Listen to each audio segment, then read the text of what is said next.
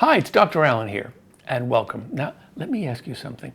Have you ever pitched a story, a script, a film, an idea, only to watch someone nod in this, or their face goes into this little weird, and then they pass on your idea? It's frustrating. I mean, you know your idea is good, but somehow it just doesn't land with the buyer. And here's why. It's not about how clever the idea is. It's about how deeply it connects with them. So in the next few minutes, I'm going to show you how to pitch your film idea by tapping into something much, much deeper. I call it the hidden agenda. And this is that unspoken emotional motivation that's behind every decision. So let's break it down. Step 1, discover the hidden agenda. Now, before your pitch ever begins, ask yourself one question. What does the person I'm pitching to really want? Maybe it's to find the next breakout voice, maybe it's to win an award, to bring a certain theme to life, to champion underrepresented voices, or simply maybe not to get fired. So I use a tool that I call the Allen key, and it helps you to identify emotional drivers: pride, belonging, recognition, legacy. And these are the questions you can ask yourself, and you can research. You can go online and find out, well, what stories have they made before? What moves them? And when you speak to what they care about emotionally, you've already made the first connection. Now, step 2 is profile, and this is called personality profiling. The person's making the decision. Now, no two gatekeepers are alike. Some are creative visionaries, some are market and detail focused, some lead with their gut, others need 5 comps in a spreadsheet to make a decision. So your job is to figure out how they think and how they make a decision, because all 4 people that I'm going to introduce you to make decisions differently. And you can use what I call the 4-box profile method. Are they thinkers, feelers, doers, or observers? If they're data-driven, show market relevance. If they love story, lead with emotion and what's at stake. If they're visionary, paint a bold picture of what it could become. Tailor your pitch to the emotional style and the personality style that they're all about. Now, this isn't manipulation, so don't worry about that. It's how to make an effective connection. It's like speaking to somebody in their own language, yeah? So look at their online presence, their LinkedIn account, ask people who may know them, and you'll get all the clues you need, and you've done your personality homework. Step 3, describe your idea like a story, not a resume. This is the heart of your pitch. You're not just presenting an idea, you're telling a story. So start with the emotional core. What is this story really about? Is it about redemption, isolation, belonging, hope? And then give your log line that one simple, sharp, one-line summary, okay?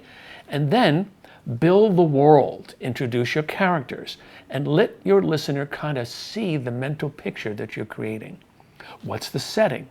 What is unique about this universe? What are the tensions, the colors, the rhythms? And now bring it to life with a story arc. Now, here you use Freytag's classic 5-part structure to reflect the emotional journey.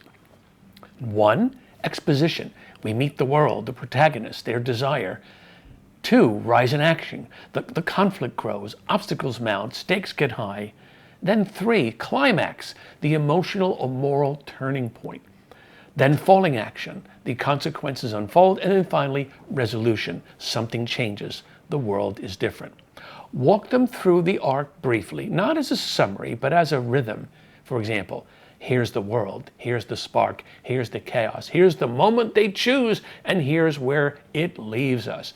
This isn't just structure, it's how human beings feel stories. Now, step 4, handle objections, empathy. Now, let me promise you, and let me be honest, you're going to get objections. It's not a rejection. It's a request for engagement. It means they're interested, but they need clarity. So don't get rattled if they're objecting. For example, this sounds nice. Translation, I'm scared it won't sell. This feels familiar. Translation, I want something fresh that still feels safe. So don't react defensively. Instead, connect. For example, say, I totally get that. Here's what I believe this story will resonate. and use what I call the negotiation bridge. In other words, find the emotional middle ground. Show that you're listening, that you're confident and collaborative, that you're not selling them something, but you're inviting them into something great and you're willing to compromise. So let's bring it all together. First, discover the hidden agenda, what your listener really wants. 2, profile how they think and decide. Tailor your style accordingly. 3, describe your story with emotion, vision, and Freytag's arc. 4, handle objections with empathy, not an argument. And finally, this is how you turn that idea into a connection, a pitch into a partnership, and a story into something real. So I hope this has been helpful. It's been helpful to me, and I'll be seeing you. Oh, before I forget. Oh, before I forget, don't worry about executing all of this because situations are going to be changing. This is what's worked for me. Oh, let me start it again. And one little caveat. This is what's worked for me. And don't worry if you have to go thinking that you've got to go on set and do all of this, you know. Just think about it, take it on board, and use what works for you. Okay, bye for now. Oh, and if some of this has worked for you, or you have some other ideas, or maybe something didn't, put your comments below, and it'll go a long way to helping others that are viewing and watching this material. Oh, and one more thing, importantly, like us, like the material. It would be really, really helpful. It means we can bring you more content. And of course, if you like what you see, subscribe and tell others. I would really, really be delighted if you could do so. Bye for now. See you on the next video.